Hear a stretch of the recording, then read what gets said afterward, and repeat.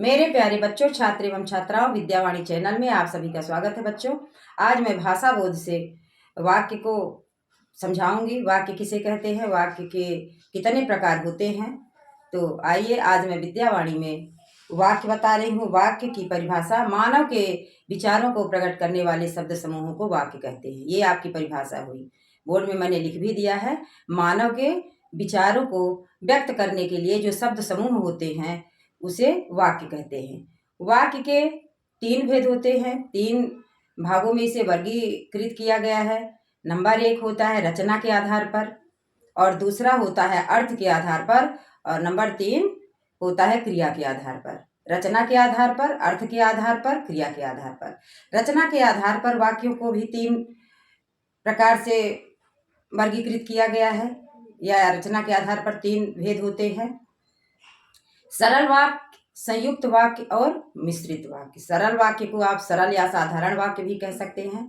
और मिश्रित वाक्य होता है नंबर 1 सरल वाक्य, नंबर 2 मिश्रित वाक्य और नंबर 3 संयुक्त वाक्य। ये आपके रचना के आधार पर वाक्य हुए।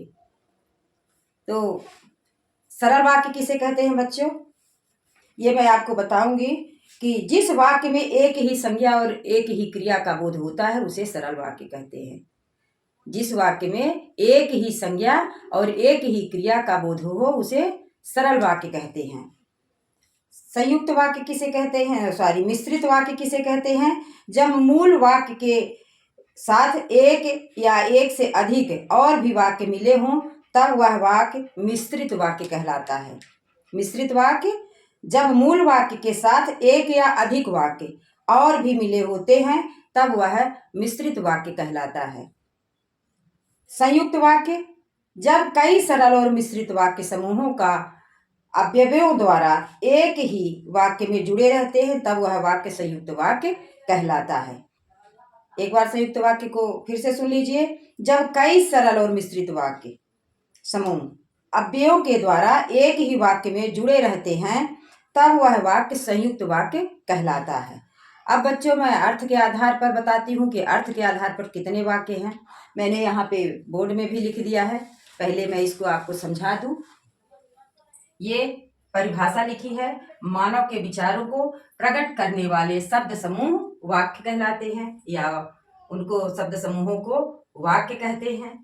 और इसके प्रकार हैं। वाक्यों का वर्गीकरण मुख्यतः 3 प्रकार से होता है: रचना के आधार पर, अर्थ के आधार पर और क्रिया के आधार पर।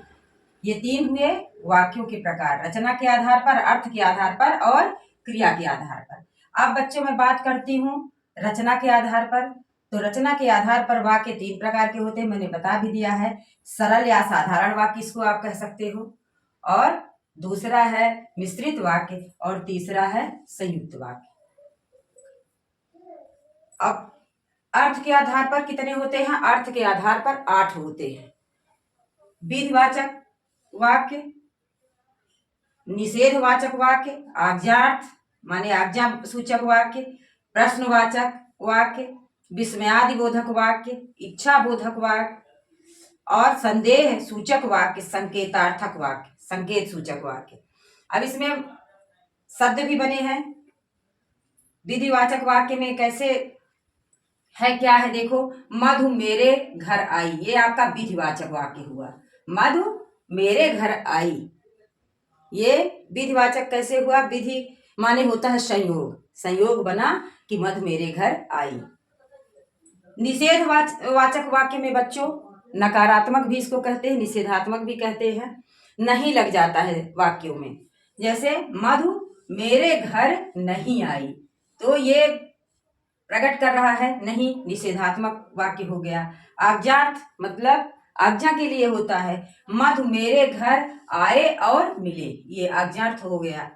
प्रश्नवाचक में क्या लग जाता है कि क्या मधु मेरे घर आई थी, क्या मधु मेरे घर आई थी, ये प्रश्नवाचक हो गया।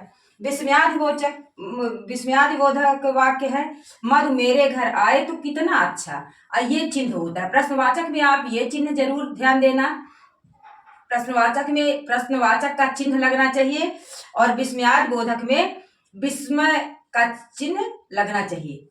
तो इसमें क्या है, हाय, हाय ये पता चल रहा है कि विस्मयादि बोधक है। यहाँ भी लग सकता है। तो हाय मधु आए तो कितना अच्छा। फिर इच्छा बोधक वाक्य है, अच्छा हो कि मधु मेरे घर आए। अच्छा हो कि मधु मेरे घर आए। संदेह सूचक वाक्य, जहां संदेह हो, मधु जरूर मेरे घर आई होगी। ये होगी जो है ये संदेह है, संदेह सूचक में है, मधु मेरे घर आई होगी। संकेतार्थक वाक्य जो है, यदि मधु जानती तो जरूर मेरे घर आती। क्या है बच्चों? यदि मधु जानती तो जरूर मेरे घर आती। ये आपके कौन से वाक्य हुए? रचना के आधार पर, अर्थ के आधार पर। अर्थ के आधार पर ये 8 वाक्य होते हैं। आप ध्यान दीजिए, अर्थ के आधार पर कितने वाक्य होते हैं? 8 वाक्य होते हैं। अब नंबर तीसरा जो है बच्चों, रचना के आधार पर मैंने बता दिया, सरल या साधारण वाक्य, मिश्रित वाक्य, संयुक्त वाक्य। फिर अर्थ के आधार पर मैंने बता दिया 8 होते हैं। क्रिया के आधार पर भी 3 होते हैं। आप ध्यान देना, रचना के आधार पर 3 और क्रिया के आधार पर 3। क्रिया के आधार पर बच्चों 3 वाक्य होते हैं, कर्तृ प्रधान, कर्म प्रधान, भाव प्रधान। ये क्रिया के आधार पर है। ध्यान देना, क्रिया के आधार पर, मैंने लिखा नहीं है, लिख दूं, क्रिया के आधार पर। तीसरा है बच्चों क्रिया के आधार पर।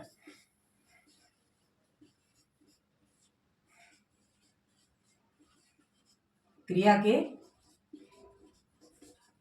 अनुसार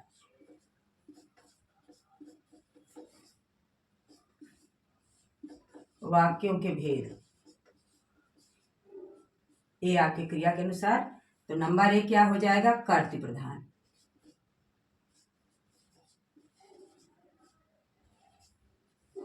और नंबर 2 हो जाएगा कर्म प्रधान।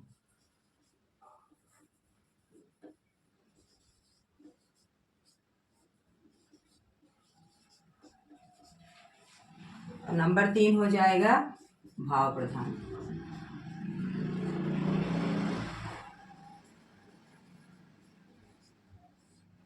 ये आपके क्रिया के आधार पर हो गए।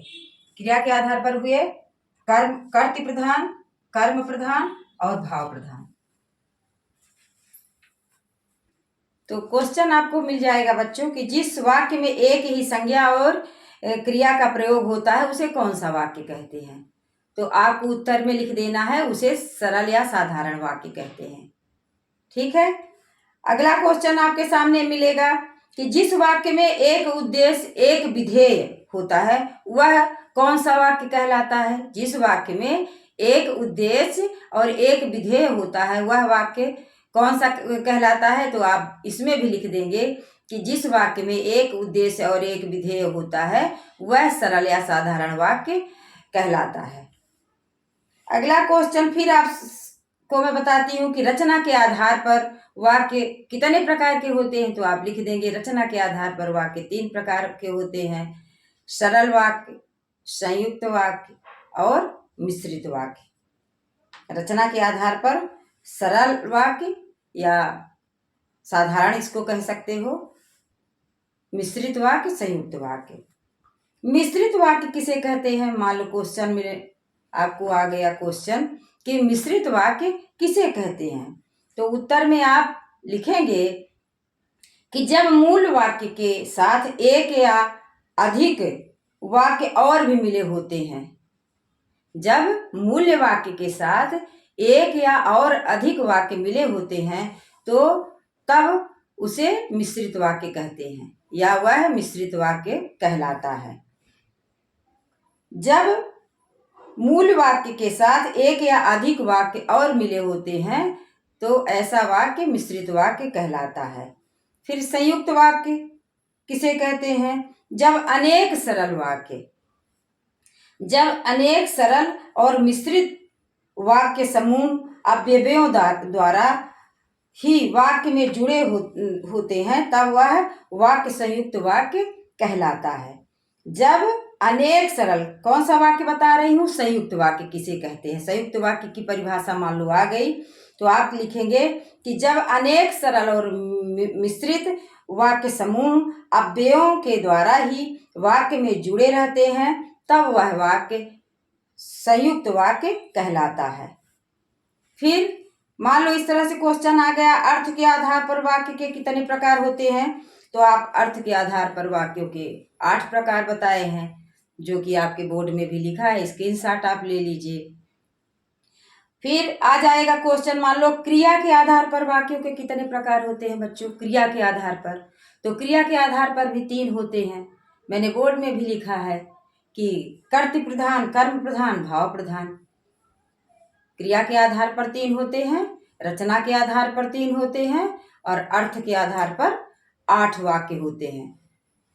तो बच्चों, आज मैंने आपको भाषा बोध से वाक्यों को बताया है। धन्यवाद बच्चों। विद्यावाणी चैनल को लाइक, सब्सक्राइब, शेयर करते रहिए और मैं रोज वेरी वेरी इम्पॉर्टेंट वीडियो के साथ आपको मिलूंगी और उस पर चर्चा करूंगी। धन्यवाद बच्चों।